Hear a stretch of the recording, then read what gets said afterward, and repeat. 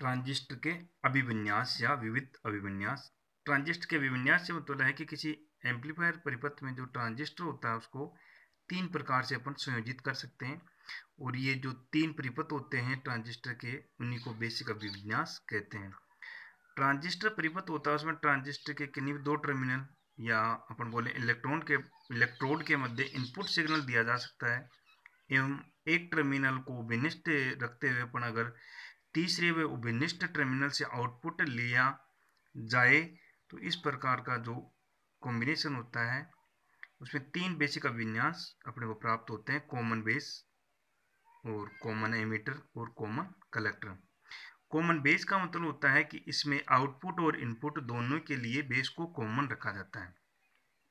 Common emitter में भी same ही होता है कि एमिटर को आउटपुट और इनपुट दोनों के लिए कॉमन रखा जाता है, और कॉमन कलेक्टर में आउटपुट और इनपुट दोनों के लिए कॉमन रखा जाता है, वो रखा जाता है कलेक्टर को। इस प्रकार से तीन अभिविन्यास इसमें बनते हैं।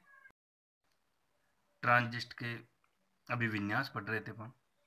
पहला है कॉमन बेस एमिटर अभिविन्यास, दूसरा कॉमन एमिटर, तीसरा कॉमन कलेक्टर अभिविन्यास। कॉमन बेस अभिविन्यास, इसमें क्या होता है कि जो बेस होता है, अपने पास तीन टर्मिनल होते हैं, इमीटर, बेस और कलेक्टर। जो बेस होता है इसमें बेस को कॉमन रखा जाता है, और एमीटर व बेस के मध्य इनपुट सिग्नल दिया जाता है, तब कलेक्टर और बेस के मध्य अपने को आउटपुट सिग्नल प्राप्त होता है जो एम्पलीफाइड होता है। इस प्रकार से अपन जो इसको इनपुट धारा दे रहे हैं एमीटर धारा, उसको आई से डिनोट करते हैं, तो एमीटर और बेस के मध्य जो वोल्टेज दिया जा रहा है उसको वीबी से डिनोट करते हैं।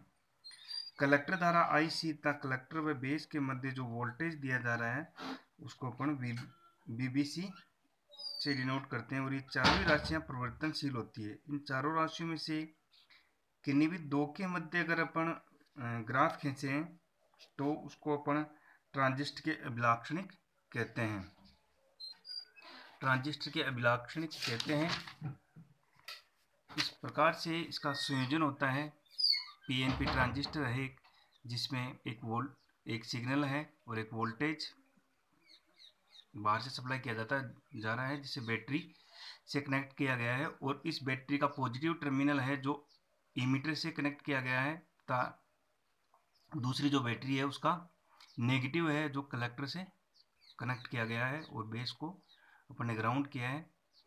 जब अपन ने परिचालन सिद्धांत इसका पढ़ा था तब देखा था कि जैसे इस बैटरी से पॉजिटिव आयन जाते हैं तो यहाँ पी टाइप में पॉजिटिव होल्स होते हैं, और ये होल्स प्रतिकर्षित होकर बेस क्षेत्र है उसको जंप करके ये कलेक्टर रीजन में पहुंच जाते हैं, तथा एमीटर धारा होती है उसका चालन इमीटर से कलेक्टर से अपन आउटपुट ले लेते हैं। और कुछ होते हैं जो कंबाइन होके बेस धारा का चालन करते हैं बेस क्षेत्र में, तो इसके कुछ अभिलाक्षणिक होते हैं। कॉमन बेस अभिविन्यास में क्या होता है, एमीटर धारा आई तथा बेस के मध्य बीबी के मध्य अगर खींचा गया एक ग्राफ होता है, जैसे इनपुट अपन ने दिया आई और इनपुट वोल्टेज है वीबीई, इसके मध्य अगर अपन ग्राफ खींचेंगे तो वो इनपुट अभिलाक्षणिक वक्र कहलाएगा। और कलेक्टर धारा आई सी तक कलेक्टर व बेस के वोल्टेज है उसके मध्य अगर अपन ग्राफ खींचें तो उसको आउटपुट अभिलाक्षणिक कहते हैं। पीएनपी ट्रांजिस्टर का कॉमन बेस अभिविन्यास में इनपुट अभिलाक्षणिक वक्र अपन देख रहे हैं कि इसमें जो पीएन जंक्शन डायोड को जब अपन ने पढ़ा था कि पी को अगर पॉजिटिव टर्मिनल से जोड़े बैटरी के और एन को नेगेटिव से, तो ये फॉरवर्ड वाइस में होता है डायोड। अपन देख रहे हैं जिसमें पी और एन है, पी को बैटरी के पॉजिटिव टर्मिनल से जोड़ा गया है तथा एन को नेगेटिव टर्मिनल से जोड़ा गया है, तो अपन ये कह सकते हैं जो इसका एक जंक्शन है जो इमीटर बेस जंक्शन जिसको बोलते हैं वो फॉरवर्ड वाइस में ही है। और जब ये फॉरवर्ड वाइस में होता है तो कुछ इस प्रकार से होता है कि अपन ने इस पे इनपुट अभिलाक्षणिक वक्र प्राप्त करने के लिए क्या किया, जो अपना बीबीसी है जो बेस कलेक्टर वोल्टेज है उसको तो फिक्स रखा है, और एमीटर बेस वोल्टेज है वीबीई और एमीटर धारा के मध्य एक ग्राफ खींचा है जिसको इनपुट अभिलाक्षणिक ग्राफ कहते हैं। और ये अभिलाक्षणिक होता है और डायोड के फॉरवर्ड बायस पर जो प्राप्त होता है अभिलाक्षणिक उसके समान ही होता है। कॉमन बेस ट्रांजिस्टर का जो इनपुट अभिलाक्षणिक वक्र है उसकी खास बात क्या क्या होती है, देखो कि जैसे कि प्रारंभ में जो एमीटर होता है अपना कुछ इस प्रकार से है कि जो वीबी है वोल्टेज बेस एमीटर वोल्टेज उसको अपन ने एक्स एक्स पे लिया है और वाई एक्सेस पे एमीटर धारा को लिया है। इनके मध्य ग्राफ खींचा गया है। तो इस ग्राफ से अपने को कुछ रिजल्ट्स प्राप्त हुए हैं। जो रिजल्ट्स है वो इस प्रकार से है कि जब प्रारंभ में एमीटर बेस वोल्टेज होता है वीबी उसका मान भी जीरो है, तो एमीटर धारा का मान भी जीरो होता है, जिससे कि जो अपना वक्र होता है वो मूल बिंदु 0 0 से ही स्टार्ट होता है। दूसरा होता है कि अपना कि जो बेस एमीटर वोल्टेज है उसका मान जैसे शून्य से अपन बढ़ाना शुरू करते हैं तो आई के मान में भी वृद्धि होती है, लेकिन बहुत ही कम होती है, नगण्य वृद्धि होती है।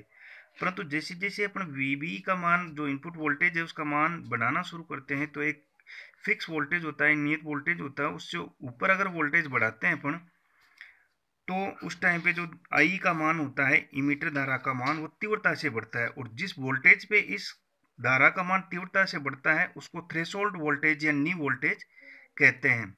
जिस प्रकार से अपन ग्राफ में देख रहे हैं कि जो 0.5 वोल्ट है इस पे जो वीबी का मान 0.5 वोल्ट है उस पे जो धारा है अपनी इमीटर धारा उसका मान बहुत तेजी से बढ़ना शुरू हो जाता है और इसी 0.5 को अपन वीबी को ही नी वोल्टेज कहते हैं।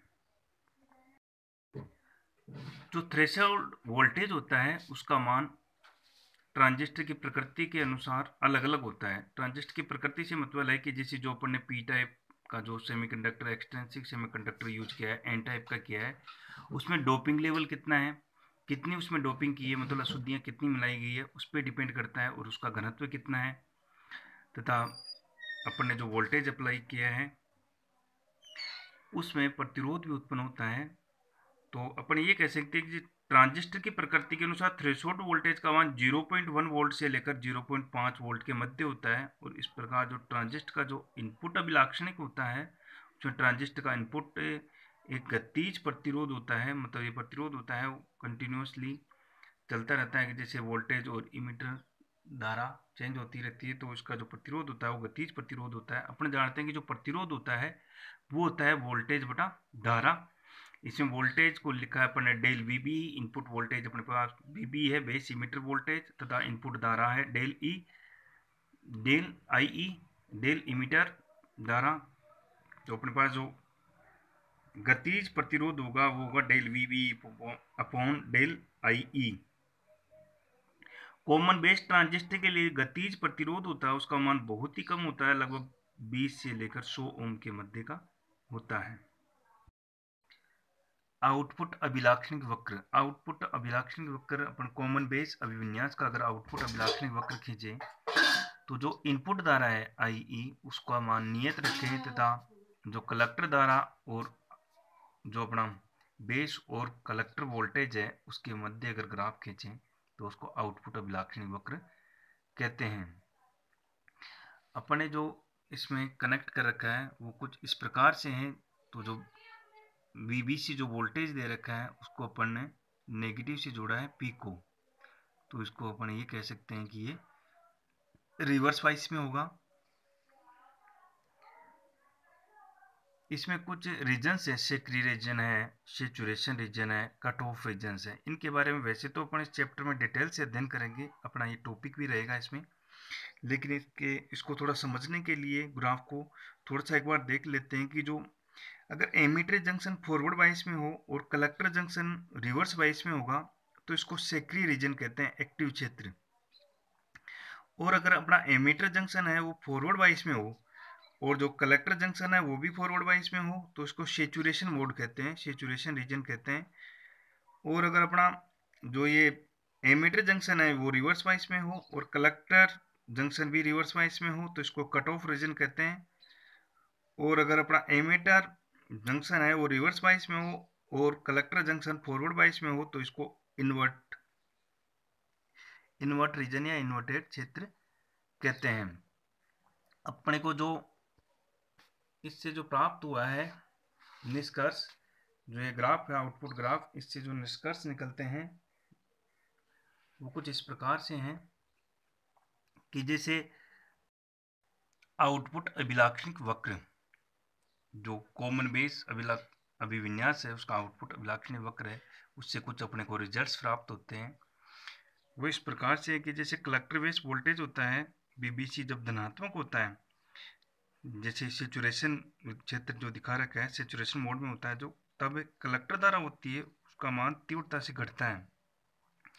और जब कलेक्टर बेस वोल्टेज होता है वीबीसी ऋणात्मक होता है, तब जो सक्रिय क्षेत्र के नाम से जो अपन ने दिखा रखा है उसमें जो कलेक्टर धारा होती है वो एमीटर धारा के लगभग बराबर होती है।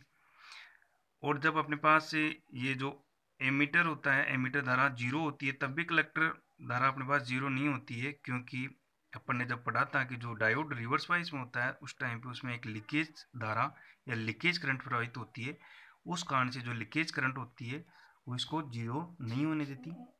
और ट्रांजिस्टर के लिए आउटपुट गतिज प्रतिरोध, ट्रांजिस्टर के लिए आउटपुट गतिज प्रतिरोध अपन जानते हैं कि वोल्टेज बटा धारा, धारा वोल्टेज तथा धारा के अनुपात को प्रतिरोध कहते हैं। तो गतिज प्रतिरोध जो होता है इसमें वो होगा डेल, अपना पास वोल्टेज है वीबीसी बटा डेल आईसी, और इससे अपने को क्या होता है कि डेल आईसी का मान बहुत कम होता है, इस कारण से प्रतिरोध अपने को ज़्यादा प्राप्त होता है और वक्र भी अपने को फ्लैट प्राप्त होता है।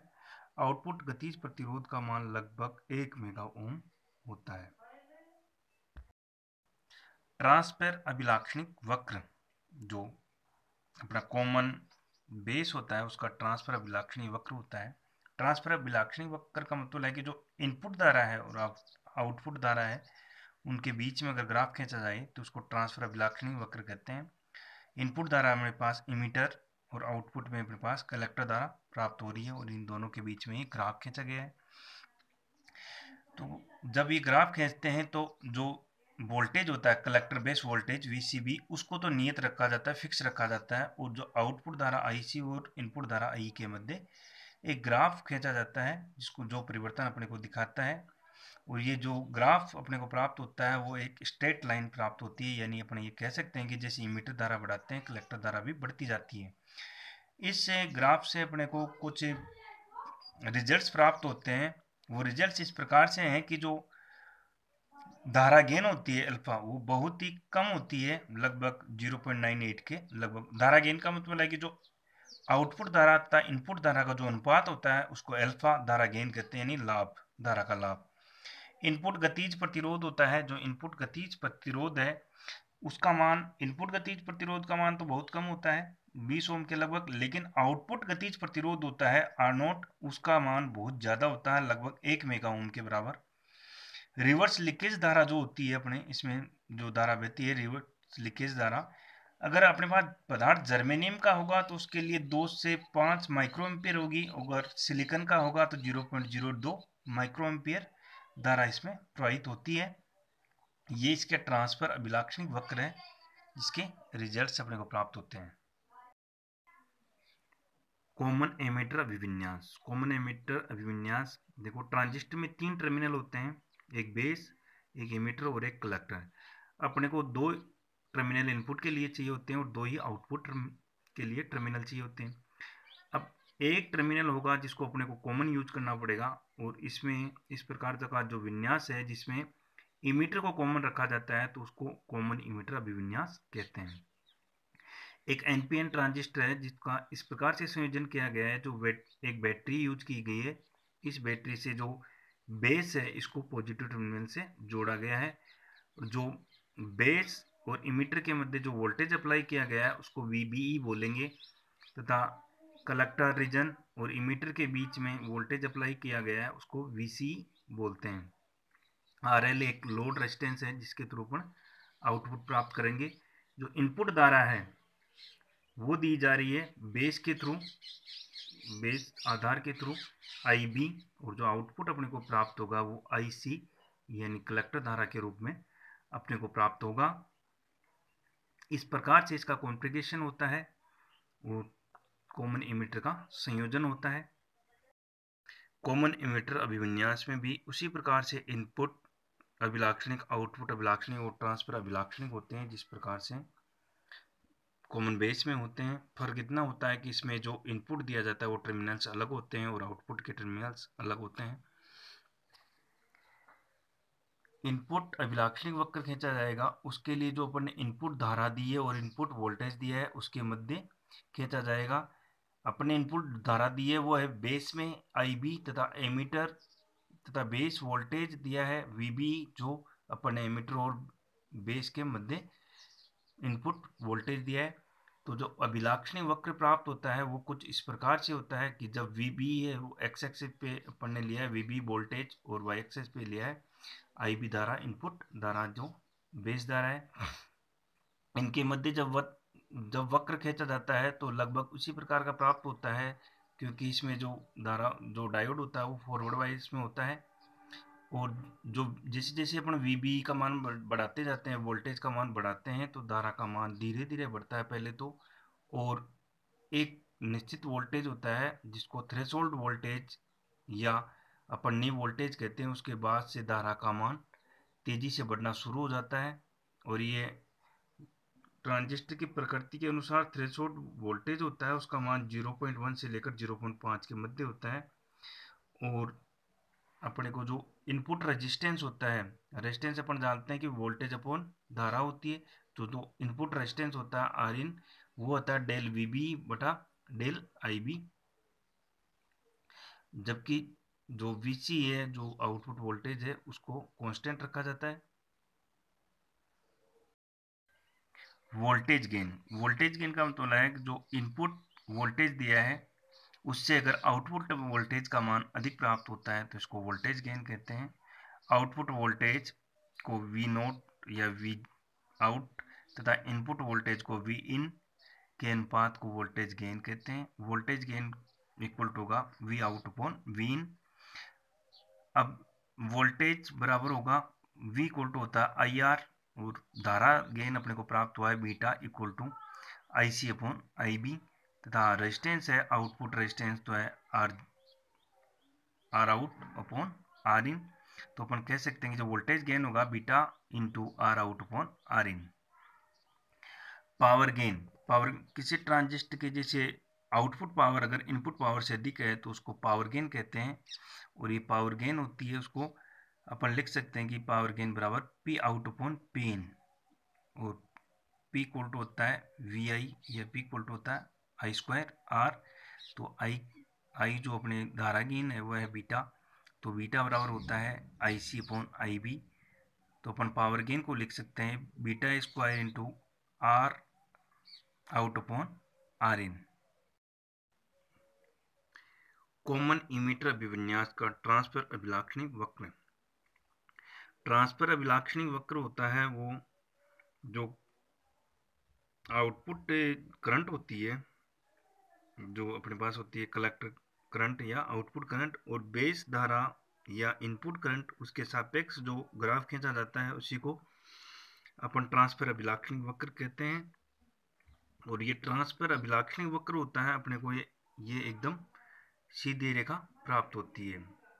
देखो एक्स एक्सिस पे अपन ने रखा है जो इनपुट वोल्टेज अपना IB उसको माइक्रो एम्पियर में, और आउटपुट वोल्टेज जो है वो उसको रखा है अपन ने वाई एक्सिस पे, ये मिली एम्पियर में है। इनके बीच में जब अपन ने ग्राफ प्राप्त किया तो एक सीधी लाइन प्राप्त होती है, एक स्ट्रेट लाइन। इसका मतलब ये होता है कि जब अपन इनपुट धारा बढ़ाते हैं तो उसी के रेस्पेक्ट में आउटपुट धारा भी बढ़ती है, यानी जैसे जैसे अपन इनपुट धारा का मान अधिक करेंगे आउटपुट धारा का मान भी बढ़ता जाएगा। इस प्रकार से अपने को ये आउटपुट अभिलाक्षणिक वक्र प्राप्त होता है जिसको अपन ट्रांसफर अभिलाक्षणिक वक्र कहते हैं। कॉमन कलेक्टर अभिविन्यास होता है, इसमें कलेक्टर होता है उसको कॉमन रखा जाता है। जैसे अपन जानते हैं कि जैसे ट्रांजिस्टर होता है उसमें 3 टर्मिनल होते हैं, अपने को आउटपुट के लिए 2 टर्मिनल की आवश्यकता होगी तथा इनपुट के लिए 2 टर्मिनल की आवश्यकता होगी। तो इनपुट और आउटपुट दोनों में एक टर्मिनल कॉमन होगा, और जब टर्मिनल कलेक्टर को कॉमन रखा जाता है तो इसको कॉमन कलेक्टर अभिविन्यास कहते हैं। इस प्रकार का जो अभिविन्यास होता है उसमें जो धारा होती है अपना जो वोल्टेज अप्लाई किया जाता है, जो इनपुट सिग्नल होता है वो इस प्रकार से किया जाता है कि जैसे जो बेस और कलेक्टर है उसके मध्य एक बैटरी जोड़ी गई है। बैटरी को का जो पॉजिटिव टर्मिनल है इसको बेस से जोड़ा गया है तथा आउटपुट के लिए अपने को एक लोड के थ्रू इमीटर से एक बैटरी का नेगेटिव सिरा जुड़ा हुआ है। इसमें भी सेम वैसे ही जंक्शन होते हैं जैसे अपन ने बेस और कॉमन एमिटर में पढ़े थे।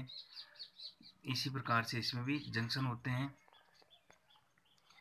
जो कुछ इस प्रकार से हैं कि जो इनपुट धारा है वो तो है बेस IB और आउटपुट में जो अपने को धारा प्राप्त हो रही है वो इमीटर के थ्रू प्राप्त हो रही है IE के थ्रू।